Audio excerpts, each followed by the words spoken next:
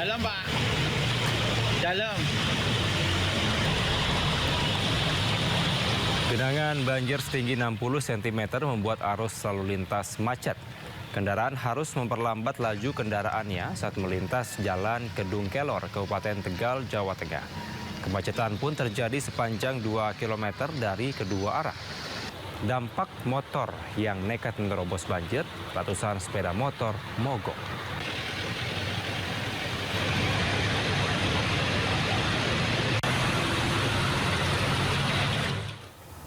Derasnya banjir Sungai Bedadung memutus jembatan gantung yang dikenal warga sebagai jembatan cinta di Kabupaten Jember, Jawa Timur.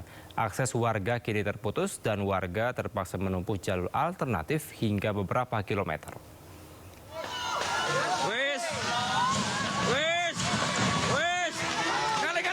Setrum. Air cepat naik. Kepanikan terjadi bersamaan dengan suara besi berderak saat jembatan gantung Darus atau yang biasa dikenal sebagai jembatan cinta bergoyang hebat sebelum airnya ambruk diterjang arus deras banjir Sungai Bedadung. Jembatan sepanjang 100 meter dengan ketinggian hampir 10 meter ini tak lagi bisa digunakan warga untuk menuju pasar, sekolah, ataupun tempat kerja. Akibatnya warga kini terpaksa harus memutar melalui jalur alternatif dengan jarak tempuh hampir 10 km. Menurut warga, jembatan ini merupakan akses tercepat yang menghubungkan Desa Ajung dan Sukorambi. Namun, intensitas hujan tinggi memicu banjir yang menghantam konstruksi jembatan hingga tak mampu menahan arus. Gini Pak, masalahnya hujannya terus-terusan mulai kira-kira jam 1 siang sampai malam. Kira-kira kejadian jam 8, jam 9. Roboh. Warga berharap pemerintah segera turun tangan untuk membangun kembali jembatan agar aktivitas ekonomi dan pendidikan bisa normal kembali.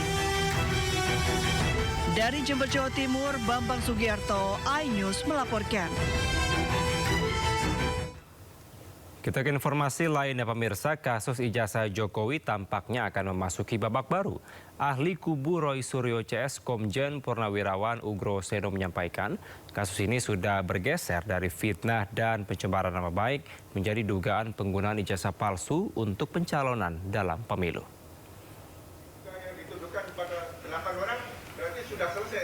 Hal ini disampaikan Ugro Seno dalam konferensi pers bersama tim hukum Barisan Pembela Roy Suryo, Rismon Sianipar, dan Dr. Tifa atau Bala RRT. Ia menilai dengan adanya restoratif justice, kasus pencemaran nama baik dan fitnah yang menjerat Roy Suryo CS tak bisa dilanjutkan ke pengadilan. Ugro Seno juga meminta penyidik bergeser ke pokok perkara awal dan fokus pada pembuktian keaslian dokumen ijazah Jokowi. Itu yang prinsip ingin saya sampaikan. Jadi kalau peristiwa pencemaran nama baik dan fitnah sudah berhenti, nah bukan berarti perkara yang berkaitan dengan pokok perkara awal yaitu masalah dugaan ijazah palsu itu berhenti.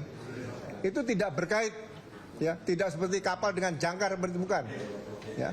Nah, ini nanti akan maju berdasarkan putusan KIP yang dimenangkan oleh saudara Bonatua tadi. Dan ini akan masuk babak baru, ya selain dari yang laporan TPO dulu di Barreskrim, juga akan dibuatkan laporan polisi baru oleh Pak Bonatua atau siapapun nanti yang melaporkan para komisioner KPU di Solo, di Jakarta dan di pusat. Ya.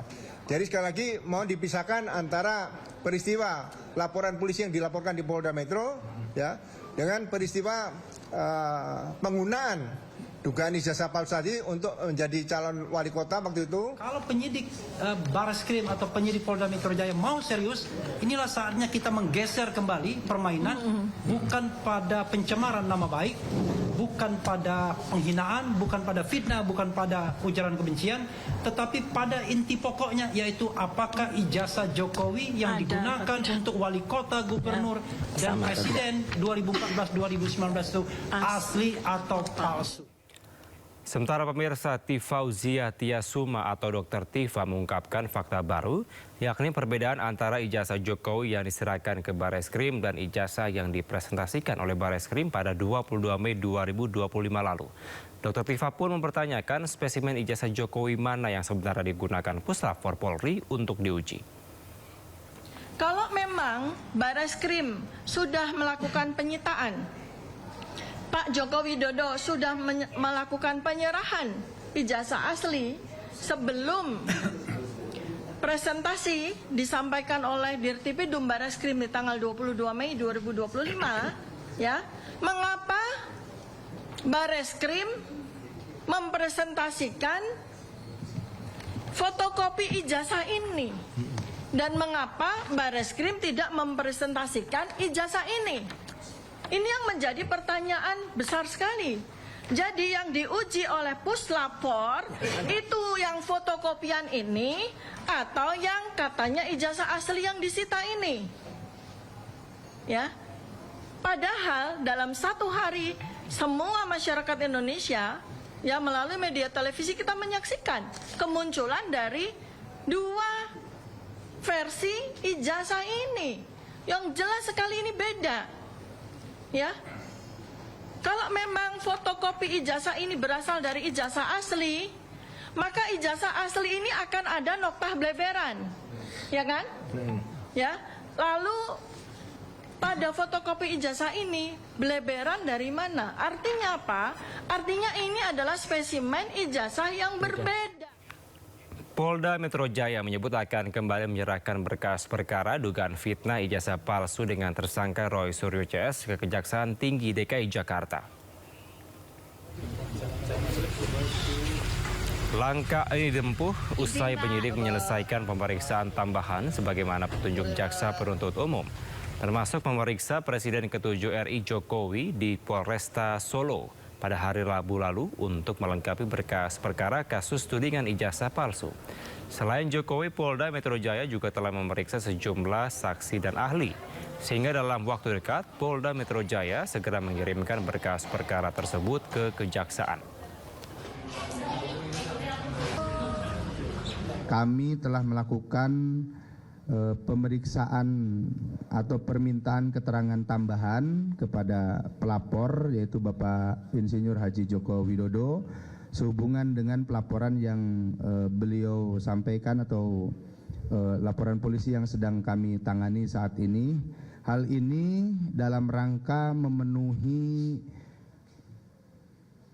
pemenuhan berkas perkara sebagaimana petunjuk-petunjuk yang sudah disampaikan oleh Kejaksaan Tinggi DKI yang disampaikan melalui P19 yang kemarin sudah kami terima, dan proses pemenuhan atas P19 itu sudah berjalan dan kami insya Allah sesegera mungkin akan mengirimkan kembali berkas perkara tersebut sebagaimana petunjuk-petunjuk yang disampaikan oleh pihak jaksa penuntut umum. Pemirsa, berulang kali Presiden